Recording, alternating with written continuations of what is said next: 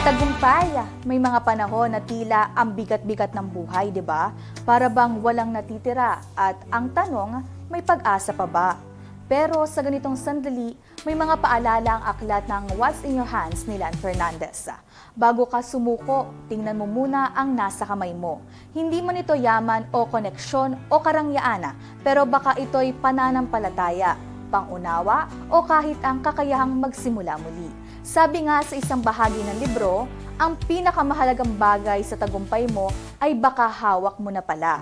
Kaibigan, hindi ka walang-wala. At dito sa Dear Counselor, mananatili ang paniniwala na kahit anong pinagdadaanan mo ngayon, may tagumpay pa rin naghihintay.